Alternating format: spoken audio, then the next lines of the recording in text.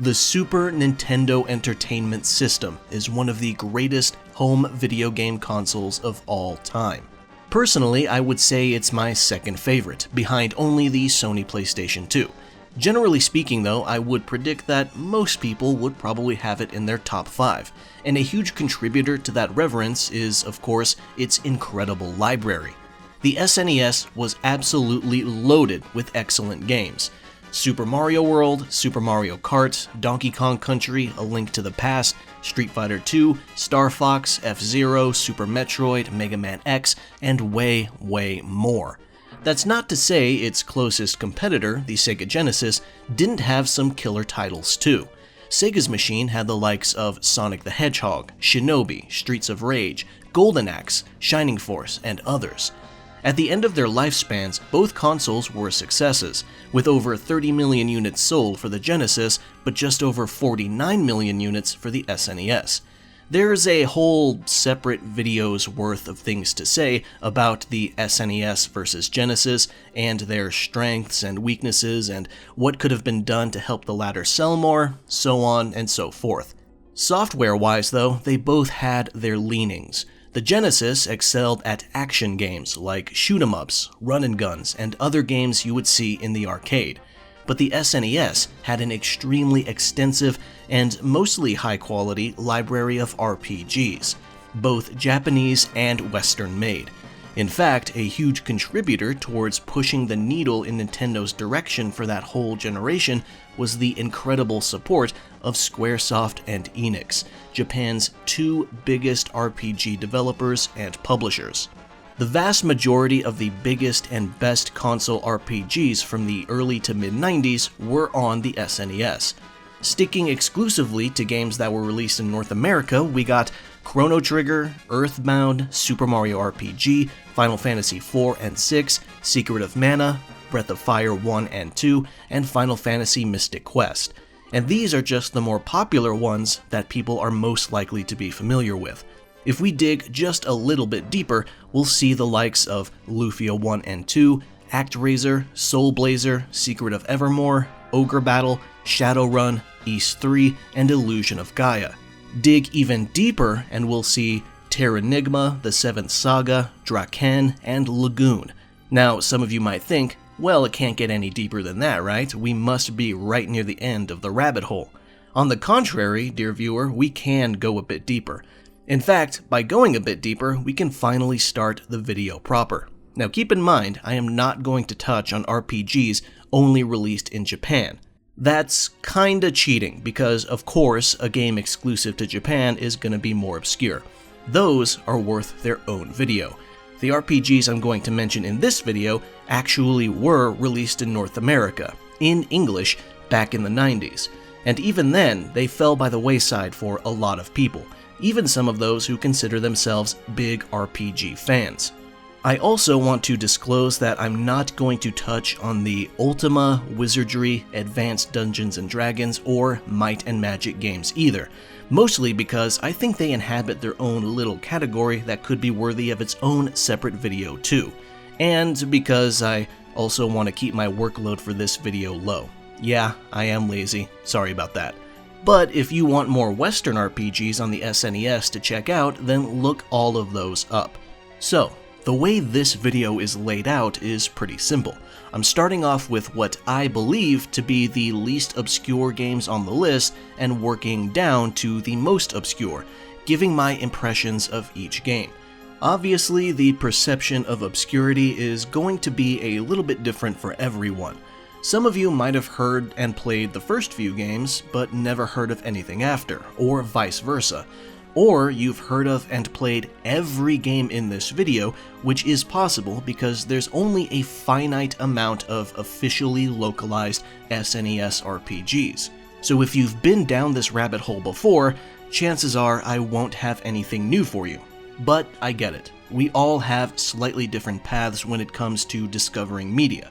The levels of obscurity I've decided on is going to be partially based on what I could parse from a cursory search around the internet for each game and the strength of discussion around it. And on vibes, if I'm being completely honest. It's really arbitrary, I admit. So, without any further ado, let's get started. The first game we're going to discuss is Arcana, developed and published by HAL Laboratory. Yes, that's HAL Laboratory.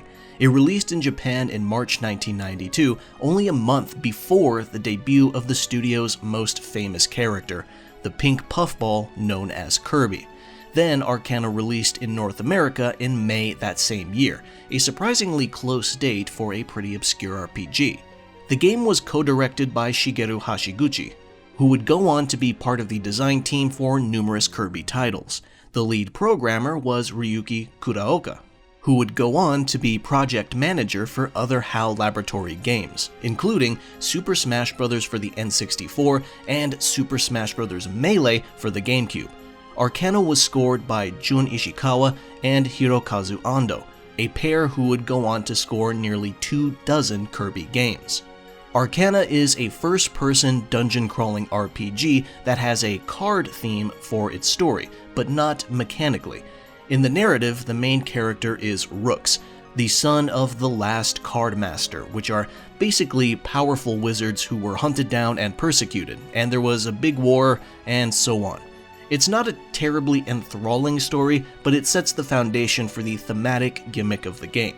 Arcana portrays all characters and enemies as cards, but it's not a card game, so it's really limited to just an aesthetic choice, and it's a pretty nice one.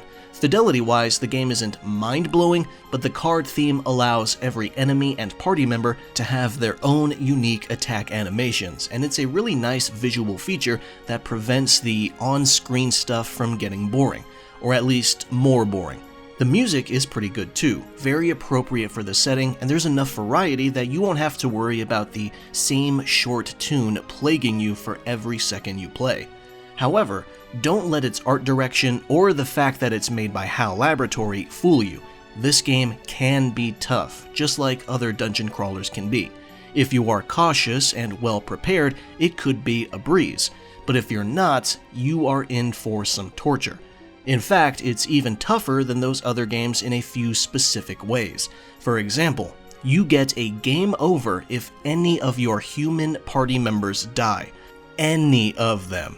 Also, thanks to the nature of how tight and enclosed dungeons are, with a map that only shows tiles you walked on, you also get no warning at all when you walk into a boss fight.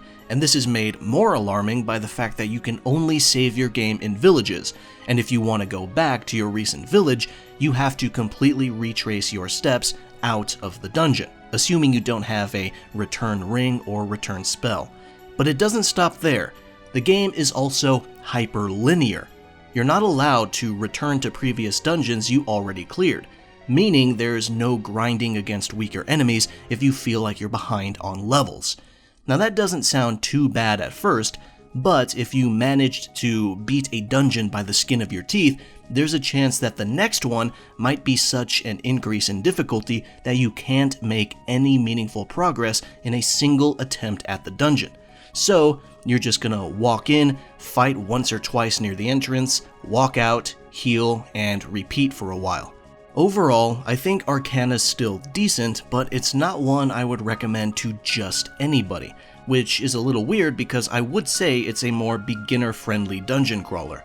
If you're not ready for it, you'll likely end up just disappointed by all the repetition, which is made worse by the fact that a single human party member's death will result in a game over, so you always have to pace yourself and be mindful of what you're doing, even if you are fighting trash mobs. Dungeons are quite long, and the random encounter RNG is brutal sometimes. There were points where I was getting into a fight with a group of 5 enemies every 3 steps 4 or 5 times in a row. And yes, simply turning 90 degrees counts as a step. Now if all of this just sounds miserable, then yeah, you're probably not the target audience. But if you're one of those folks who loves dungeon crawling, the repetition and making slow, inching progress in big dungeons, then you might end up loving this. Give it a shot if that's the case.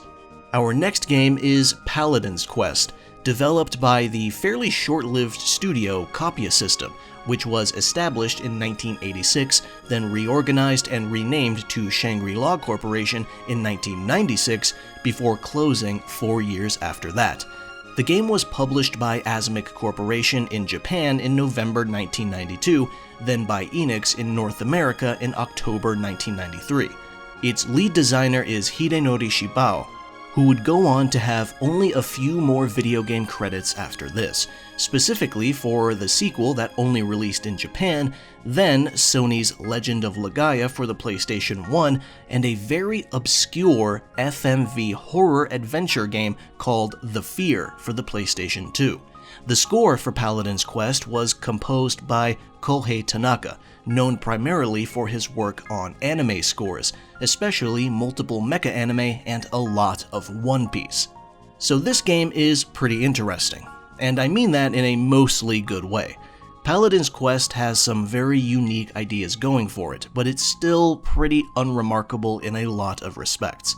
The main character of the game is Chesney, a young spiritualist who accidentally awakens an ancient evil when he is hazed into entering a 10,000-year-old tower and activating an ancient weapon of mass destruction. Typical kid stuff. After the ancient evil destroys his town, he's sent on a journey to find it and destroy it before it destroys the world. The central narrative is pretty typical RPG stuff, but as you play the game and talk to people and discover lore, you can tell that there is some thought put into this world, including the visual design. I won't say Paladin's Quest is a particularly beautiful game. In fact, I would say the graphics are probably its weakest attribute, but it's clear that a lot of imagination was put into its setting. The architecture of the buildings is really crazy. They're less fantasy-like and look closer to something you would see in a pre-Star Wars space opera. The same goes for some of the plants and enemy designs too. It's an interesting aesthetic, even if the actual sprite work isn't mind-blowing and the color palette is sometimes loud. Most of the game's fascinating ideas are centered around combat, though. First is the fact that even though the game is quite magic-focused, there is no MP to spend on casting it. You spend HP to cast magic. Seriously. And it's a decision that can weigh heavily on your mind in the tougher fights because you might have to think really hard about the risk. Now, thankfully, this isn't all downsides, because magic is typically pretty damn strong. Right out the gate, even with your weakest magic you learn at the start of the game, spells can one-shot a lot of trash mobs. And what's more is that as you progress through the game, you can learn more elements and your spells become stronger as you use them more. So even though spending HP to cast them might seem like a steep price to pay, it can pay off huge in the long run. Then you have the battle interface, which is kind of its own beast. You navigate menus using only your D-pad, meaning there's options assigned to each direction, and you select what you want by pressing that direction. It's basically a modern-day dialogue wheel, but used in fights instead.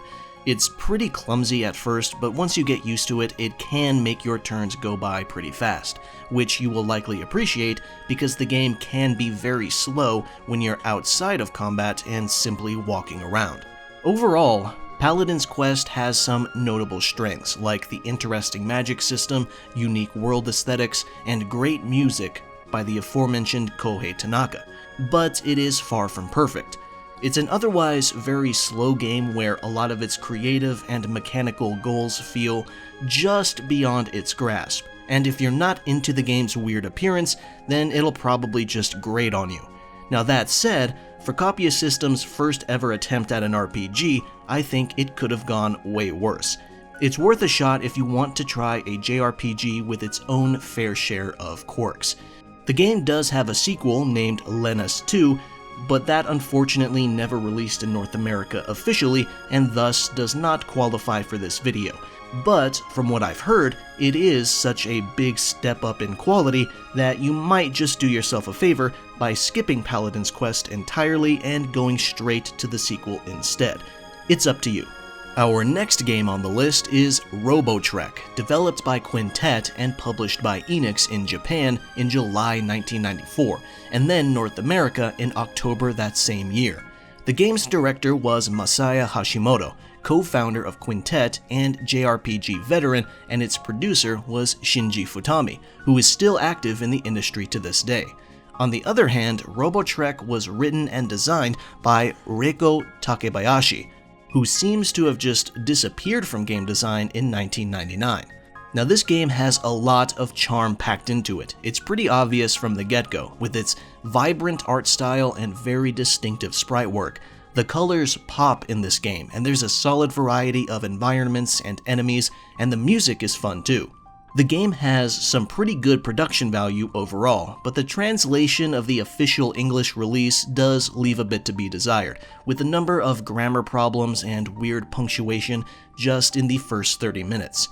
Underneath that, though, is a very standard, kid-friendly JRPG story about a young boy who wants to become a famous inventor like his father, and thus sets out on an adventure with his robot buddies to stop a group of hooligans called the Hackers from using some ancient technology for their own selfish ends. It kinda reminds me a bit of the story of the early Pokemon games, and the Hackers do give off the vibe of a Pokemon antagonist group. But wait, there is more to that coincidence than just story tropes. The gameplay for Robotrek is where things get really interesting. You build your own robots who fight in battles for you while you yell out commands. And when they're not fighting, they are stored in little capsules that the main character keeps on his person.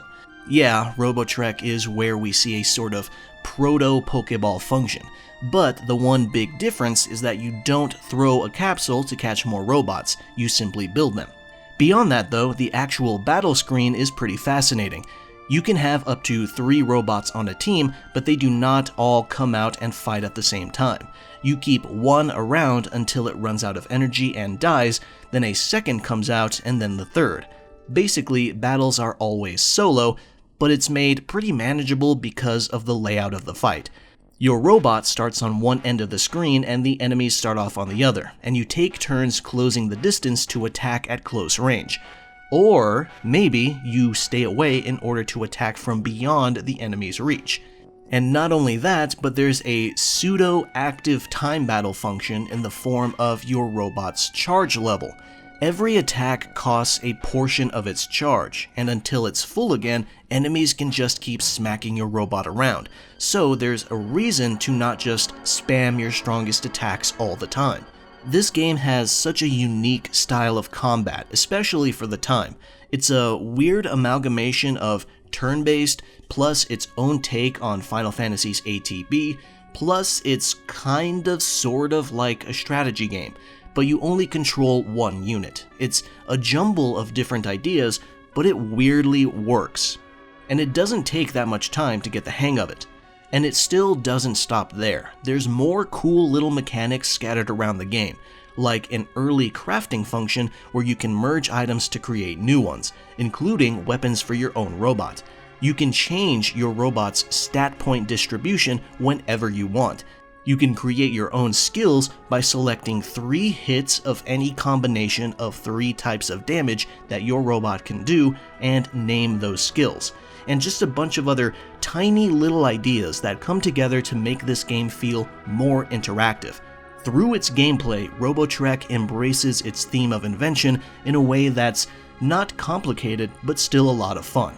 Sure, the story is a bit on the light side since it's meant to appeal to kids, and the game does have occasional portions of tedium, and sometimes the difficulty curve is a roller coaster where it's really easy for a bit, then suddenly you walk into a new, strong trash mob that destroys your robot faster than you expect. But it's still a cool experience. It's got heart, and it's got ideas, and it implements them mostly pretty well. I really wish this game sold way more and got a sequel, because I bet it would have been even better. In a just world, Robotrek probably wouldn't even be in this video because it would be too popular to qualify. In fact, I bet things probably would have ended up that way if it didn't release in the same month as Final Fantasy VI. I'm gonna tell you right now that this is probably my favorite game out of all of the games I touch on in this video. Up next is a potentially contentious inclusion for this video, but I think it's worth being here as an example of the increased usage of RPG elements in mostly non-RPG games at the time, and it is The King of Dragons. Developed and published by Capcom, it first launched in arcades in Japan and North America in 1991, before receiving a console port in 1994, again in both regions. The game also features a score composed by Yoko Shimomura as one of her earliest projects. Knights of the Round is a similar game, but I think it's the more popular of the two, so that's why I chose King of Dragons for the video.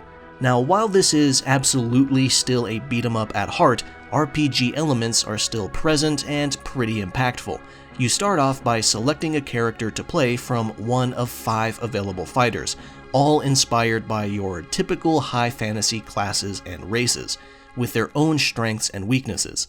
You then proceed to beat up a variety of enemies that are pretty generic looking, but they are legible even when the game throws several at you at once.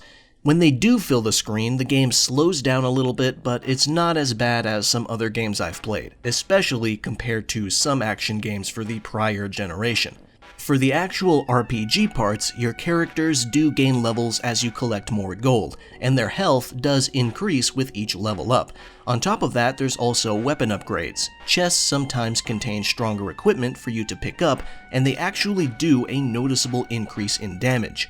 Each character's new equipment even shows up on their sprite, and sometimes it even changes their attack effects, which is a nice little touch that wasn't strictly necessary, but it adds character to the game's visuals, which aren't mind-blowing but are more than adequate.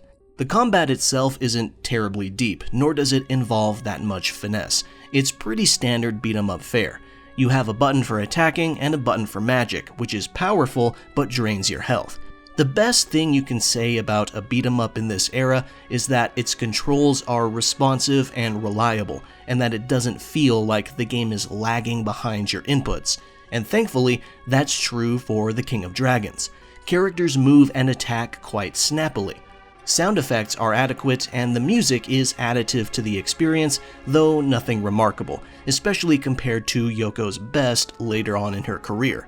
Overall, the King of Dragons is a satisfying beat-em-up that uses its RPG elements about as well as you could expect for the time. It also reaffirms that Capcom was one of the best during this era. If you saw a game with Capcom's logo on it around this time, whether it was a fighting game, a beat-em-up, a shoot-em-up, a platformer, or a full-blown real RPG, it was likely a good time. The next game on the list is Brainlord, developed by Produce, the studio behind the aforementioned 7th Saga, as well as Japan-only RPG Mystic Lord, and Super Bomberman 1, 2, and 4. Published by Enix, the game released in Japan in January 1994, then in North America in October that same year. The game featured character designs by Sachiko Kamimura, an industry-leading animator and character artist at the time who worked on anime such as Blackjack, Case Closed, City Hunter, Doraemon, Lupin the Third, Gundam, Mushishi, and more. Now, excluding King of Dragons, since it's primarily a beat-em-up, all our full-blooded RPGs have been turn-based so far, but Brainlord is our first action RPG to be touched on in this video, and some of you are probably relieved to finally get one. The game has 2 big focuses: tough puzzles, hence the title, and big dungeons, and I mean big. Every singular dungeon is like 5 classic Zelda dungeons sewn together. They are pretty damn huge. But, thanks to fairly quick combat and movement, they don't feel terribly tedious. The game's story is really not much to write home about. In fact, it just exists enough for the player to have some type of reason to press on. Your character is the child of the last of the Dragon Warriors, and your father was sent on a quest to deal with one of the last dragons terrorizing the village or something, and of course he doesn't come back, and your character, years later, goes on a journey to find out exactly what happened. It's very basic stuff, and the numerous grammar errors I spotted in the first few handful of minutes didn't really help much. But hey, there's a town in this game called Toronto, and that's pretty funny. Combat in the game is about what you would expect in this era. Just point your character in the right direction and hit the attack button. Your default sword actually has surprisingly generous reach and a big arc that can easily hit multiple enemies at once, which is pretty nice to see. I feel like I've seen too many action RPGs with stubby attacks to make things difficult. But Brainlord doesn't need that to keep you on your toes. You still need to kite enemies around and be careful to not get overwhelmed. But of course, swords aren't your only option for offense. You have bows, axes, and even boomerangs, plus shields to help you defend. While you're exploring these massive dungeons, you'll come across some puzzles, as I mentioned earlier, and they can be real brain teasers. If you're not good with puzzles, you might end up spending more minutes total on solving them than actually fighting and exploring. But I think that's what makes the game so interesting. The balance of combat and puzzles is closer to, say, 70-30 or maybe even 60-40 instead of 80-20 or 90-10 like most adventure games would have. It's a tiny balance shift, but it makes Brainlord stand out more. And there is a warp mechanic, so you don't have to backtrack all the time when you want to momentarily leave a dungeon to return to town. Now, while you explore, you will constantly run into some friends you meet at the beginning of the game, and they'll be the closest you get to an actual party, even though you are always running solo. It's nice to see them though, because it honestly does make the journey through these huge dungeons feel less lonely. After a while, I started to feel relief when one of them popped up on screen. Your actual party members are little creatures called Jades, and this mechanic is where Brainlord really shines. Jades are tiny little helpers that hover around you constantly, and each one has their own function. They can be offensive by attacking enemies, or supportive by regularly healing you, or even have utilities such as lighting up your surroundings in dark rooms. It's a super useful mechanic. If you're feeling like a real badass though, you can even play without them. You can have two Jades active at the same time, and while it's easy to assume you could just stick to what you feel are the best two at all times, it is important to know when to switch, because your inventory is super limited, and you're expected to go back to town and sell stuff you don't need. In regard to music and graphics, I would say Brainlord is perfectly serviceable in both respects. Nothing to write home about, but nothing that detracts from the overall experience either. Overall, I would say Brainlord is another game worthy of being prioritized, especially if you want an action RPG instead of more turn-based stuff.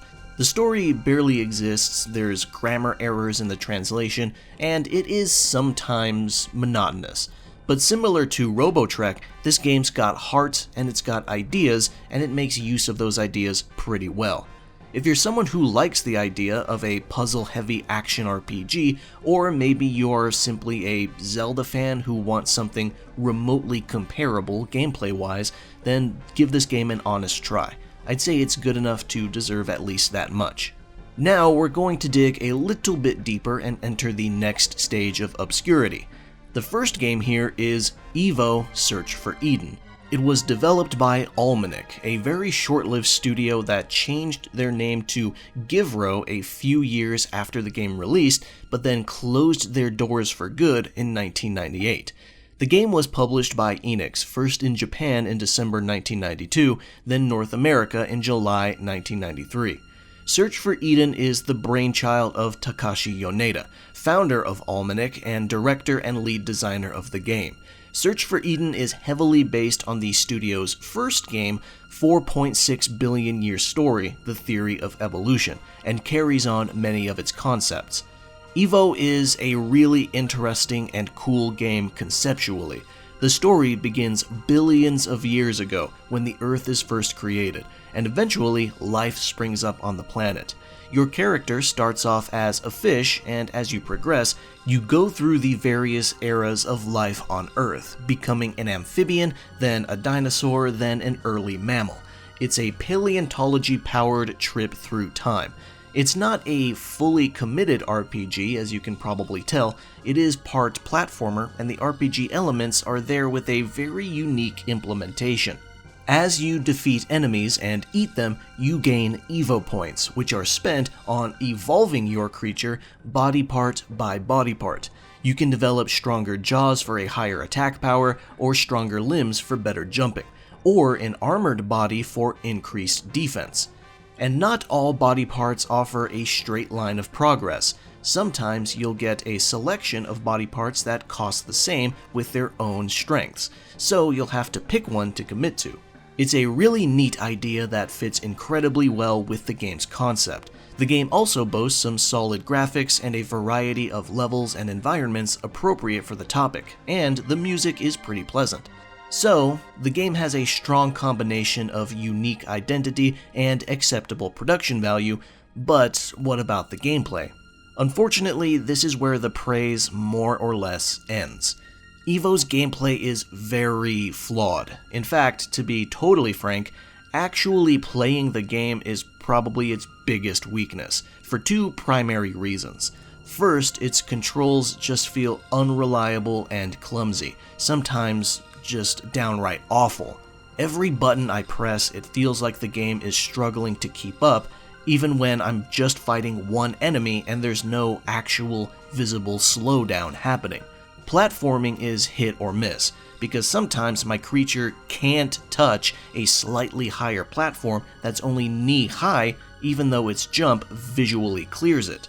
You only attack in the direction you're facing, which is fine, but your attack's hitbox feels very ambiguous and on the small side.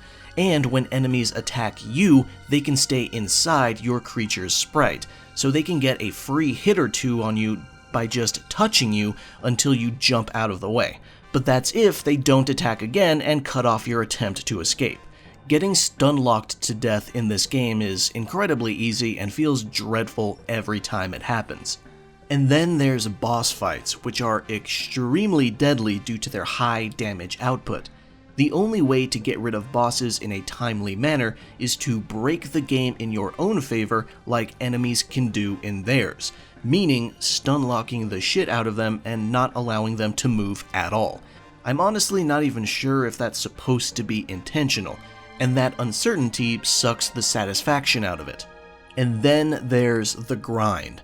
When you first start up the game, you might be shocked at how short and simple its levels are, but then you reach the boss of the era and you instantly get destroyed, then you realize you can go back to previous levels, and then it hits you. The game actually expects you to just sit around in levels and grind for E.V.O points for anywhere between 5 to 30 straight minutes at a time to evolve your body enough to actually put up a decent fight against the boss.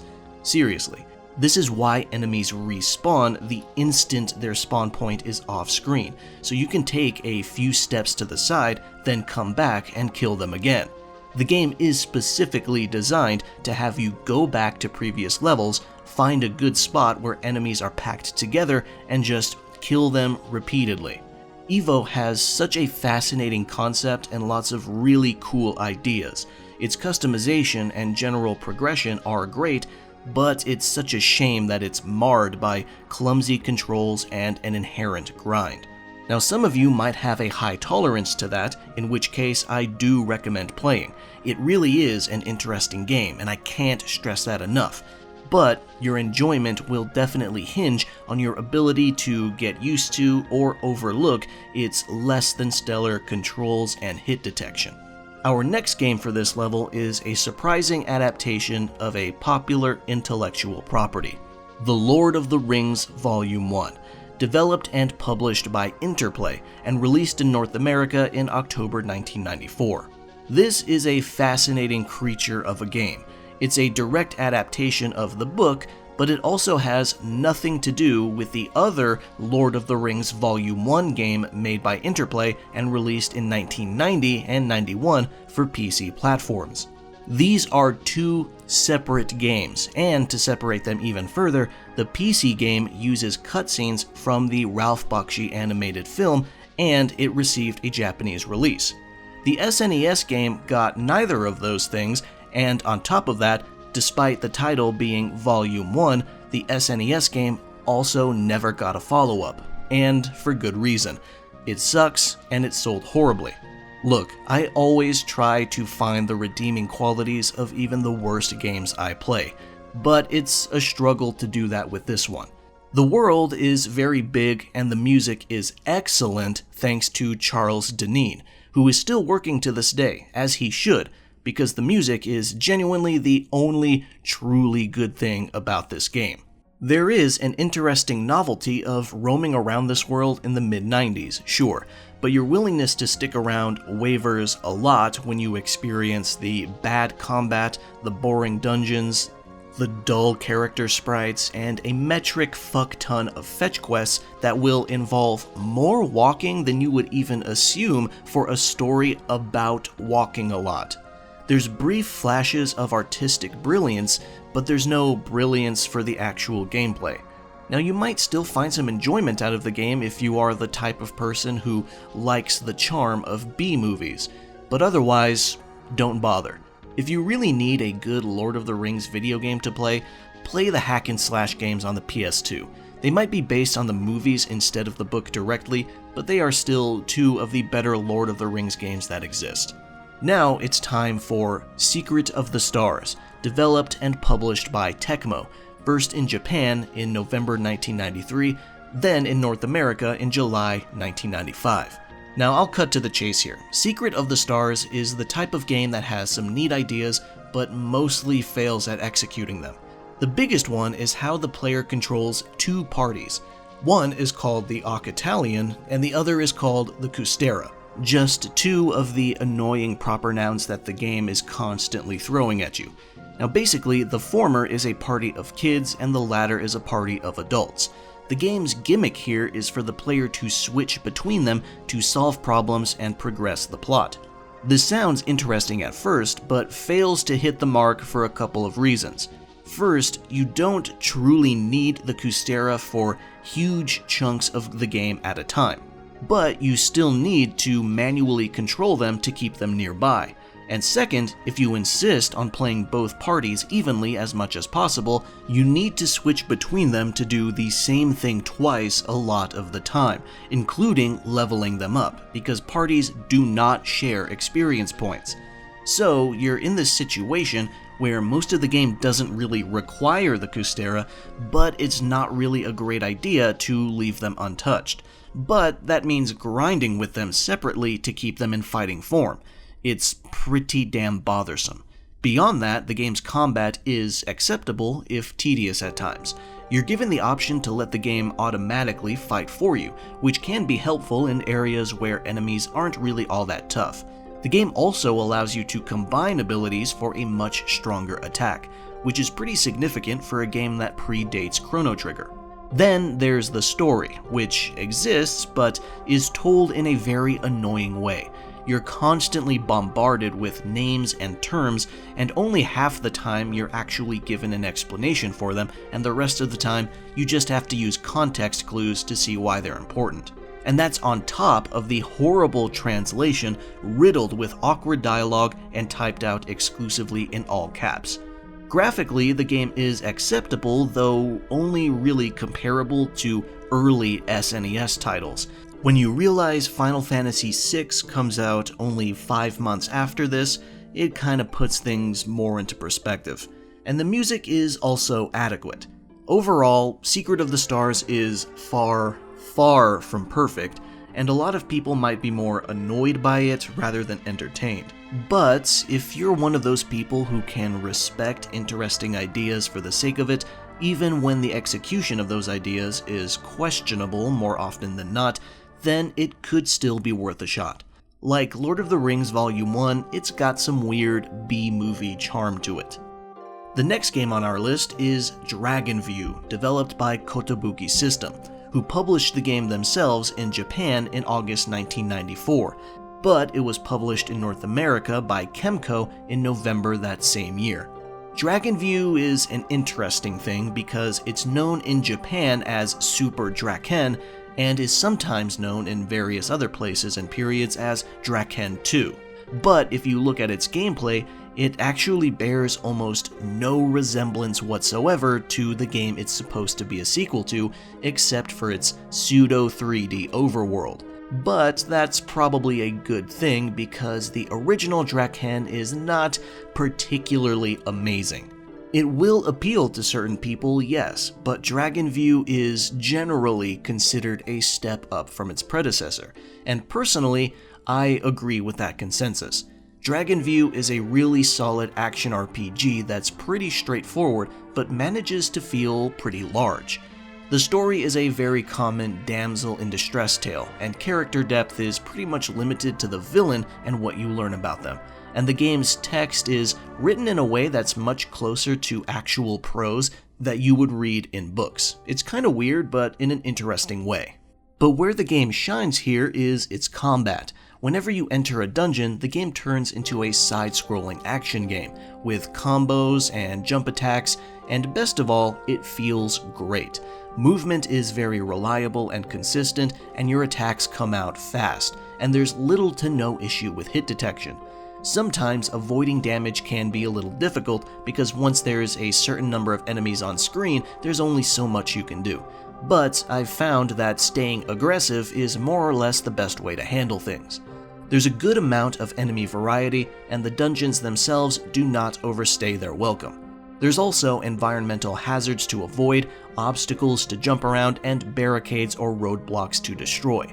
Killing enemies increases your level, which increases your attack and defense, but in order to increase your HP and MP, the game takes a more Zelda-like approach. You actually have to search for heart containers and MP stars, and they can be pretty well hidden. The game isn't terribly difficult, but offers a reasonable enough amount of challenge that anyone who isn't all that great at action combat might find some fights to be quite tough. The game is also light on grinding. Enemies give a decent amount of experience points upon defeat, and you'll gain levels at a pretty decent pace. Graphically, the game is nice to look at. Character and enemy sprites are very large, detailed, and distinct. Now, I'll admit I'm not too crazy about the pseudo 3D open world. I appreciated the visual gimmick for a bit at first, but before long I found myself wanting just a normal top-down overworld instead, especially considering the weird controls. When you turn left or right in the open world, you don't simply rotate where you're standing, you turn like a car for some weird reason, so when you're trying to turn to straighten yourself out on a path, you still nudge yourself forward with your turn. It's weird, but not that big of a problem. Similar to dungeons, towns are also laid out in a side-scrolling format, with the ability to walk into the background or foreground to enter another street. It's pretty cool. The music for the game is pleasant and fitting as well. Overall, Dragon View is a nice surprise. You would think that a sequel drastically diverging from the gameplay of its predecessor might be a bad thing. But in this case, it's really not. The game is fun to play, it's nice to look at and listen to, and it's mostly grind-free. The story isn't really there, sure, but at least it's not drowning in translation errors or awful delivery that bombards you constantly with annoying proper nouns, so I'll give it a pass. Dragon View is definitely up there as one of my favorites in this video, so if you want a solid, old-school action RPG to try, then pick this one. The last game for this general level of obscurity is probably not going to be all that obscure for some of you, because if you're a fan of Falcom, then you likely know about it already. I'm talking about Brandish, first developed by Nihon Falcom and released for the PC 98 and FM Towns computers in 1991. But with the help of Koei, the game was ported over to the SNES in 1994. And this is the only version of Brandish to get an English localization until the remake released for the PSP got its own localization in 2015, 6 years after its original release in Japan. Brandish is an interesting game because I can see people who love a pure dungeon crawling experience loving it, but anyone who does not like that probably won't be totally converted by this, even with some of the changes the game makes. Instead of a first-person perspective like a lot of dungeon crawlers, you take a bird's-eye view, and instead of being turn-based, you have real-time combat, but movement and attack direction is still very much locked down by where you're standing and facing. The game's map is fairly complex and has a ton of locked and unlocked doors, traps, pitfalls, treasure chests, and enemies, and not all of it is on the critical path. So like any good dungeon crawler, you are rewarded for exploring, which you might as well do because the game thankfully doesn't rush you. You're free to play at your own pace to an extent because enemies don't race at you as soon as you're around them, although they do respawn very quickly after they're killed. You can also manually save whenever you want. There's no designated save points to hunt down. There's an element of resource management as well because you have very limited inventory space in spite of the game being quite generous with the items it can throw at you, even though half of the chests you open will likely be empty. On the difficulty side of things, yeah, it can be very tough, especially when you prioritize fighting over uncovering more of the map, which is not recommended because your weapons do have durability, and you need to find shops to have a consistent supply of gear. Graphically, Brandish looks totally fine. The dungeons are detailed and enemies are distinguishable but kinda small, and the animations aren't particularly fluid, but you know what's going on. Character portraits and shop screens are very nice though. The music is atmospheric, but can get a bit dull as you spend more and more time in the dungeon just wandering around. Having said all that, there is one part of the game that will be insurmountable to some people. Brandish has some strange control and interface choices that make the movement and navigating menus a bit of a hassle. When you turn, the entire map turns with you, and not very smoothly either. It's a bit disorienting at first, but it is mechanically necessary because depending on your viewing angle, a door or switch might be completely obscured, so you do need to spin the camera around when you enter a new room to ensure you don't miss anything. Then there's strafing, because turning the entire map can get tedious when you're simply retracing your steps, which you will do a lot. So the game lets you strafe, which means moving in all four directions without needing to turn. But you need to hold down the L or R button to enable it. Alternatively, you can go into the settings and switch strafing and turning so it's turning that requires the L or R button to be held down. And I would recommend going with that setting. I think it will feel more natural to most people, but it still won't magically make controls perfect. Now for me personally, I got used to the controls and interface within the first hour, but I don't want to say it's a non-issue because I know that for some people, bothersome controls can turn a game into a non-starter. In fact, I have seen people who love Brandish overall still feel that the controls could use some smoothing out. Overall, Brandish is a solid dungeon crawler that gives a very pure genre experience despite not being in first person or being turn-based, but it's still not likely to really bring over anyone who doesn't enjoy dungeon crawlers to begin with, especially those who are very repulsed by odd controls and interfaces. If that's you, you're probably better off trying Brainlord. Otherwise, I do think Brandish is worth a try. Now we enter the third and final level of obscurity for the video. Now again, there's only a finite amount of officially localized SNES RPGs, so if you already knew about everything before this point, then you probably know these last few games. And to start us off, we have a very ambitious game that dips its toes into multiple genres. Uncharted Waters: New Horizons, developed and published by Koei in 1993 for the X68000 and FM Towns PCs in Japan, then eventually ported to the SNES and given a North American release in 1994. The music for the game was composed by Yoko Kanno, who is also known for her work on a wide variety of anime, video games, films, and dramas, plus her own studio albums. New Horizons is a sequel, and its predecessor, simply named Uncharted Waters, is also on the SNES, but I decided to go with the follow-up because people might be interested in the more mechanically dense and better realized game. I'll go straight to the meat and potatoes here. New Horizons is a fucking monster of a game. This is the deepest and most dense sailing game you could ever hope to play on the SNES. I honestly don't even know where to start. When you first boot up the game, you can pick between 6 different characters with their own unique stories and goals, and that's already something that most RPGs don't have. But this game goes the extra mile, or I should say extra 10 miles, because this is not a linear adventure game where you progress down one rigid path. This is an actual simulator. Not only do you hire and manage your own crew, but you get into naval battles and plunder more gold, supplies, and even new ships. You hire more crew to man your new ships, you take on guild missions to transport goods, you engage in trade by buying common and cheap items from one part of the world and sell it for a big profit in another part of the world. You engage in duels with other captains and commodores.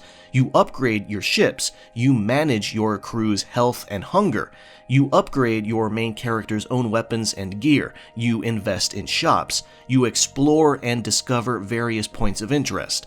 The closest current-day comparison to New Horizons I can make is probably saying that it's the ancestor to Mount and Blade, but it's focused on sailing and piracy. Oh, and when I said you engage in trade from different parts of the world, I meant that. The world part. The entire planet Earth is explorable in New Horizons, and there's well over 100 ports to land on and engage with. This is a gigantic and highly immersive RPG and simulator, and combat is further divided into a tactical screen for naval battles and a rock-paper-scissors style combat screen for one-on-one duels. As for graphics, it's got a simple style, but it's pleasant enough to look at. The sprite work is distinctive and colorful, and the music is very nice too, but it can get a bit dull over long periods of playing because you're gonna hear a lot of repeating tunes. I can't overstate how shockingly big and dense New Horizons is, especially for a game on the SNES. This is a title you can pour hundreds of hours into across all 6 campaigns. It is insane. The sheer scope of this game is, by far, its biggest strength, but also its biggest hurdle, because if you're not ready to invest major playtime into it, you're probably not going to get that far. Now, I don't want to scare anyone off from playing this game, because it's incredibly unique and imaginative for its time, and maybe for current day too. But the learning curve you have to climb is long and fairly steep. If there are any other flaws or criticisms to speak of, first is the sheer amount of menu navigation. As a deep and dense simulator RPG hybrid, you'll be in menus a lot. It can get pretty tedious. And then there's the slow speed of sailing. As you get used to the game more, you're gonna wish you were faster, even when you set it to sail to your destination automatically. Also, some of the campaigns are much more investing than others. If you decide to play the game, I recommend playing the campaign for either Catalina or Joao first. Overall, New Horizons is a beast of a game, and not for the faint of heart. It asks for a huge time investment to really get deep into how things work. Some of the campaigns are very basic, and the gameplay can get monotonous and repetitive at points, but that's kind of the nature of massive RPG simulators like this. I think it's an awesome game, and quite frankly, one of the absolute best and most ambitious SNES games that people don't talk about enough. Koei really knocked it out of the park with this one. But despite that, I still can't recommend it to just anyone. Only play this game if you're ready and willing to put some real hours into it. But if you decide to do that, you will get rewarded with a satisfying and long-lasting experience. The next game for our video is actually quite influential and important to the history of RPGs, specifically 3D dungeon crawlers, but it's a series that sadly died out fairly early on and simply got buried by time.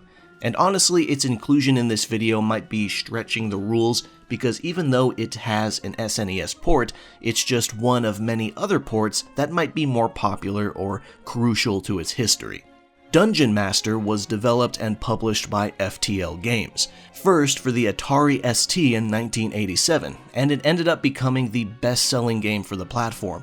Over time, it was ported to many more platforms, including the Amiga, Apple II GS, MS-DOS, TurboGrafx CD, X68000, PC-98, FM Towns, and, of course, the SNES. The game was directed, designed, and co-programmed by Doug Bell, whose entire game design career is basically just the Dungeon Master games. Now, to get right to the point, Dungeon Master is an acquired taste, especially in this day and age, and that's probably still putting it lightly. Keeping it simple, this is about as pure and minimalist as you can get for a dungeon crawler on the SNES, and some people will be absolutely crazy about that. Slowly progressing through the game one step at a time is something that the hardcore dungeon crawling lovers will enjoy. The game is so pure that there's not even an in-game map. The layout's reasonable enough that you can probably memorize it, but if you want to keep track of where you are exactly, you gotta do that yourself.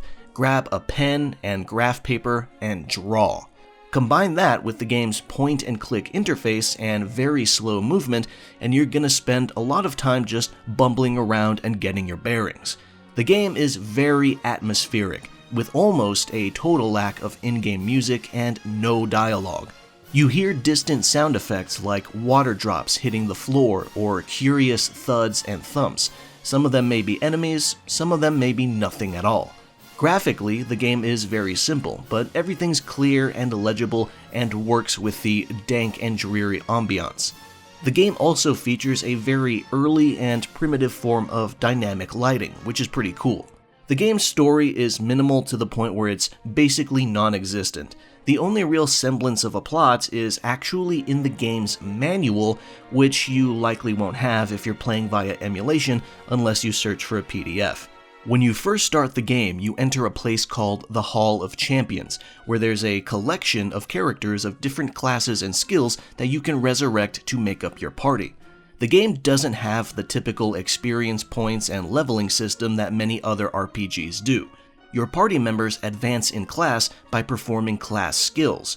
This is basically the precursor to the way Elder Scrolls games do their level up system, or how Final Fantasy II did it. Actual combat isn't all that difficult. You're not going to tremble in fear at the thought of fighting a single screamer. Battles, which are in real time by the way, a big deal when the game first released in '87, are typically pretty reasonable, as long as you know what you're doing. But it'll probably take an hour or two to truly reach that point. Until then, your greatest enemy is probably going to be the interface, and most of the game's challenge in general just comes from simply not getting lost. One big convenience though is the fact that you can save at any time. There's no save points to tediously hunt down, just open the pause menu and do it. Dungeon Master was a revolutionary game for its time, but that doesn't mean I'd recommend it to just anybody. It's for a very specific group of people who will love the pure dungeon crawling experience of it and will play it for hours on end. It's replayable and very atmospheric and immersive. But if you are not that type of person, then this game might be straight up repulsive with its slow speed and interface. That's just how it is. This is one of the classic dungeon crawlers, and it looks and plays in a way that is faithful to that label. If you want a decent SNES dungeon crawler that's more beginner-friendly and streamlined, I recommend going with Arcana, but it's still not necessarily the same.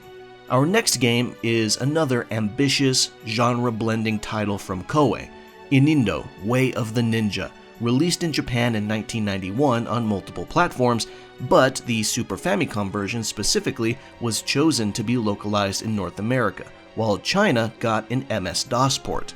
With this being another historical Koei RPG, you might be feeling pretty optimistic about it since we're pretty fresh off New Horizons. Maybe Inindo will be another super deep RPG simulator hybrid and be a genuine overlooked diamond too. Well, I was hoping for that, but what I got instead was a game that has many cool concepts, but no idea how to stick the landing. Set in 16th century Japan, you play as a young ninja who trains to avenge his village, which was destroyed in the wake of Oda Nobunaga's army. The setting seems to be quite historically accurate, and you may even learn a thing or two about the time period as you walk around and talk to NPCs. But generally speaking, Inindo is a game of some interesting ideas constantly bogged down by a tedious pace and some really aged presentation. To go into the latter, simply put, this isn't a particularly gorgeous game. It is acceptable for the early SNES game that it is, but it gets completely outmatched visually and musically by other RPGs released around it, like Final Fantasy IV. Character sprites are tiny and barely distinctive on the overworld, and enemies are not all that interesting on the battle screen. The environment looks very basic and animations are very dull. Sound effects are simple, and the music is okay. The gameplay is where Inindo shines, or at least tries to. It's a turn-based RPG with some decent emphasis on strategy, displayed by the fact that your characters can move around on the battle screen to a new spot and attack with both near and far range. It's nowhere near as important to the combat loop as a dedicated tactics game, but this does open up quite a few options in how you can play. And to create a party in the first place, you have to meet and hire people around Japan in local inns, and there's a gigantic amount of potential team members to recruit of varying classes, including ones that cast magic. Some of them you can hire pretty much immediately, while others require certain conditions to be met. Another cool idea the game presents is shifting political powers that go on in the background. Inindo has an actual day-night cycle, and as the days pass, the political standings of various leaders change, and as a ninja, you can curry favor with some of them and give them the edge over their opponents. This is a major mechanic because you are trying to prevent Nobunaga from taking over Japan. Now the problems arise with the general pace of the game. Inindo is a slow experience. Battles are frequent and can be fairly lengthy, and the dungeons you need to clear for the story are not terribly interesting either. Thus, it takes a while to even unlock the more interesting mechanics of the game, and while some of them are really fascinating, not all of them are implemented to their full potential. Combine this with the equally dull visuals and sound design, and Inindo unfortunately becomes a somewhat tedious game where everything just starts to blend together in a way. Eventually, the villages are all the same, the dungeons are all the same, and you're kinda just doing stuff. It's a shame because Inindo has some great ideas, but its scope extends just beyond its reach. If you're still interested in trying, then I say you should go for it. There is just enough here that it might still hit for you in the right spots. Otherwise, if you want a deep Koei RPG, then just go with Uncharted Waters New Horizons. The next game on the list is Super Ninja Boy, developed and published by Culture Brain, first in Japan in 1991, then in North America in 1993. It's an entry in the company's Super Chinese series, a franchise of beat-em-ups and action RPGs about martial arts. There's a total of 12 installments in the series, but Super Ninja Boy is one of only 5 games that managed to get localized into English. Story-wise, the game sets a basic foundation inspired by pretty obvious influences. A guy named Robotrek shows up in Chinaland proclaiming to be some envoy of peace, but soon after he finally leaves, monsters begin to show up. So, to save the world, the main characters have to hunt down several magic balls. Sounds pretty familiar. Either way, the story is quite silly, but the characters are even sillier. It's a very vibrant cast, to say the least. You would think the series was an adaptation of an actual Japanese children's cartoon or something, but shockingly, no, it's not. That being said, the already silly plot is brought down a bit, or maybe elevated depending on who you ask, by an awkward translation. Graphically, the game isn't anything particularly special, but enemy designs are pretty unique, wacky, and fun to look at, and character portraits are pretty nice too. The music has some catchy little tunes and jingles, but boy do they get repetitive after a while. The gameplay of Super Ninja Boy is where things look up for the most part. You can play the game with 1 or 2 players, and you are not locked out of either option if you select one at the start. If you do decide to play cooperatively, you don't have to worry about one player being at an advantage because both characters, Jack and Ryu, share stats. As an RPG, you're gonna wander around the world and enter towns and dungeons, talk to people, buy stuff, and equip new and better gear as you make progress. But the interesting part is how many ways the game varies up its interactivity. Everything feels like a rather paint-by-numbers RPG until you enter a random battle and are greeted with a beat-em-up style combat screen where enemies come in from the sides and you proceed to thrash them and toss them around. You also have a variety of tools, items, and abilities at your disposal as well. It is pretty fun, but the sluggish movement does leave a bit to be desired. There's also boss battles which don't involve the beat-em-up format, and instead takes a traditional turn-based format instead. This might be a little disappointing for some, but considering that bosses are typically big beasts, it would probably be weird to try and forcefully fit them into the beat-em-up format. There's also platforming levels where you'll dodge obstacles, jump over pitfalls, and climb walls and ceilings. They are pretty alright, but not particularly investing even if you do decide to sprint the entire time. And of course, there's underwater levels too, and they are awful. They take the already somewhat sluggish movement and slow it down even further to the point where it looks like the game isn't even running properly. Basically, Super Ninja Boy is like 3 games crammed into one, and for the most part, it doesn't completely fumble the concept. But the biggest weakness a game can have when it blends genres this much is that it might fail to feel fully committed to any single one. And I would say that's probably the case here.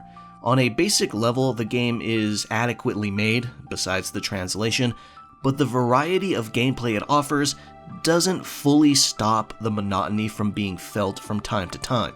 Everything still ends up feeling a bit routine after a while, and I still haven't touched on the game's biggest annoyance, the absurdly high encounter rate.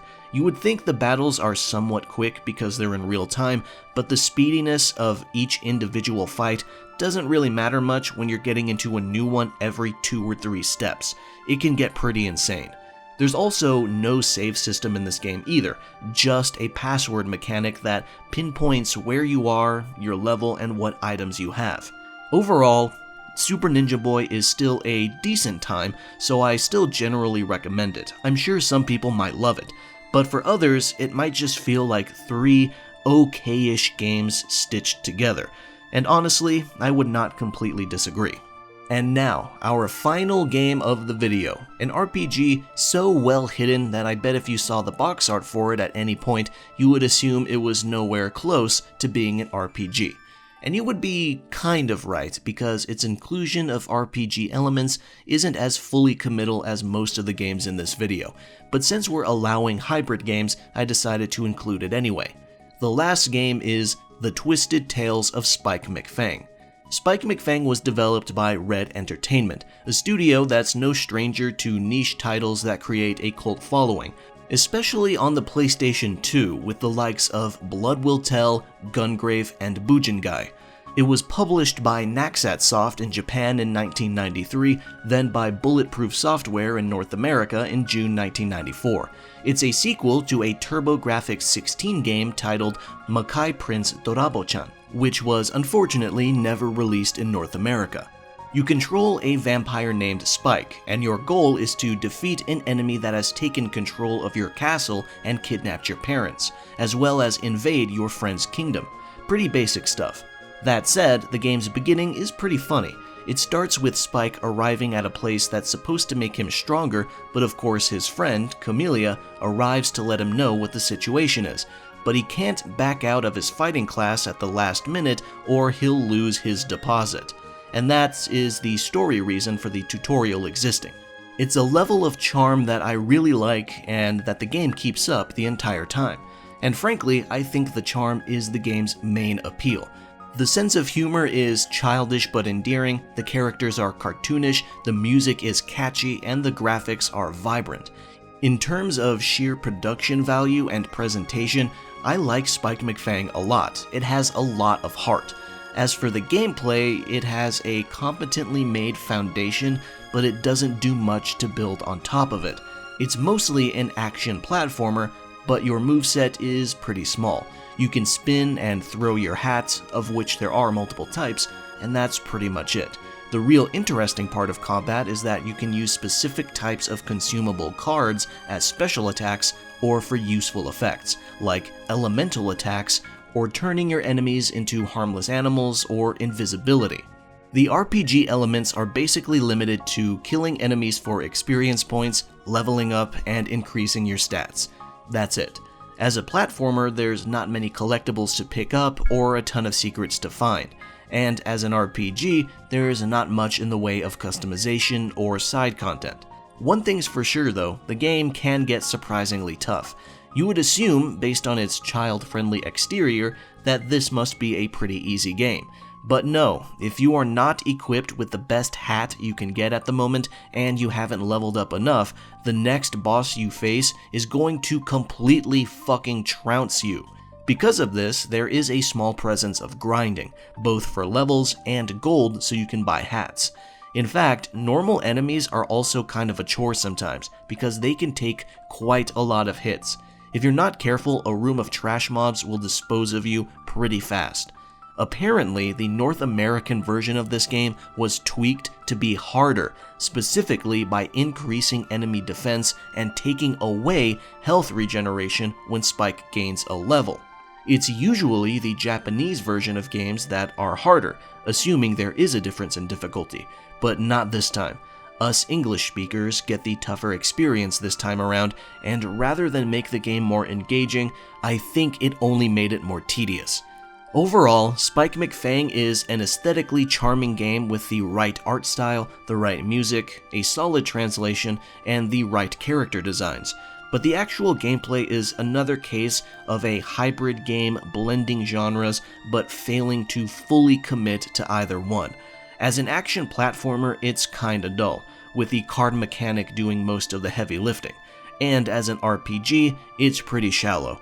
I wouldn't say it's bad, it's got enough to keep you going just for one playthrough, but replayability is pretty much non-existent. There's no secrets, no meaningfully different ways to progress or develop Spike, no sick new ways to fight enemies. It's worth a shot if you like the way the game looks or if you just want a simple and short game to play. And there you have it, 15 of the more obscure localized RPGs of the Super Nintendo Entertainment System. You might have already played some or all of them if you've been down this rabbit hole already, and if so, then the only thing left for you is probably Japan-only RPGs, but that's a whole separate beast. I don't know if I'll make a video for that, but if you would like to see one, let me know. We saw the classic turn-based stuff, action RPGs, beat-em-up RPGs, first and third-person dungeon crawlers, RPG simulators, and even RPG platformers. Some of them ended up being great, others not so much. My personal favorites of the ones featured here were Robotrek, Brainlord, Dragonview, and Uncharted Waters New Horizons. We saw a solid variety of games that showed just how different things could get within the RPG sphere, even in the early to mid-90s. This is where we saw the greater presence of hybridization, and more developers taking other genres and trying to fit RPG elements into them, like leveling and equipment optimization. It was a very experimental yet ambitious time, but the end result was some very fascinating and occasionally amazing games. This concludes my video on the other SNES RPGs. Thank you for watching, and I'll see you around.